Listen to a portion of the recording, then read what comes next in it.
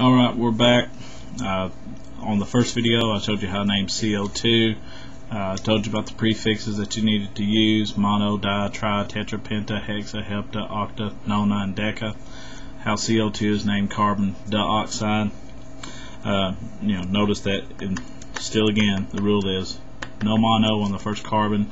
Here, di for the two oxygens that you have, oxide for the oxygen. I showed you how to break that up. Now on the second compound, what we're going to do is we're going to name this guy, this N2S3. Now remember, you still have these prefixes that you're allowed to use. So in this video, just make sure that you make reference to these prefixes. It's best if you go ahead and write them down so I don't have to keep referring back to them. So anyway, here's the second video. Now, once again, let's make a list of the elements that we have. We have N, which is nitrogen, and the other one we have is sulfur. Sulfur. Okay.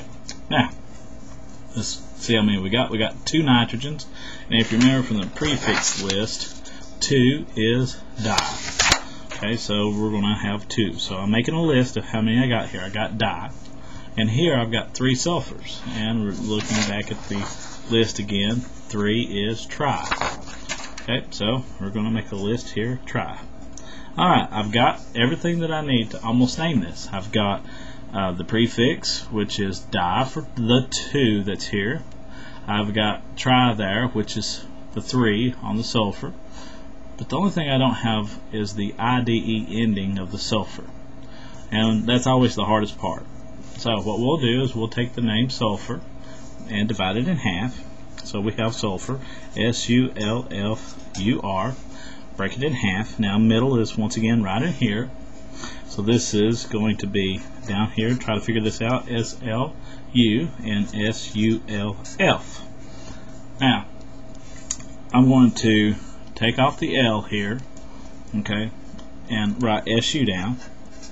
Okay, that way I've taken a letter off. Now down here I'm going to add a letter.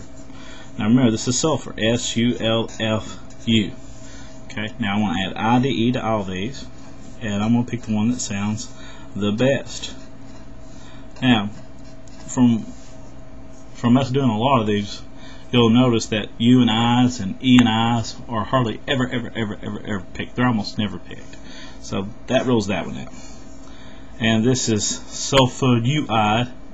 Still not great sounding. Notice the U and the I are right there together, so not that one. So that really leaves these 2. Sulfide sounds convincing, but sulfide sounds the best because it captures that F sound. Okay, so we'll pick it. So basically, on this part up here, the sulfur, it's actually sulfide. Okay, so now let's name this guy. Okay, this is named dinitrogen. Okay, notice that, dinitrogen, all nicely written, one word. Trisulfide. Trisulfide. There you go. And that's how you name these compounds. Dinitrogen trisulfide. And that ends video 2. In the next video we'll use some metalloids and name them. Alrighty. There you go.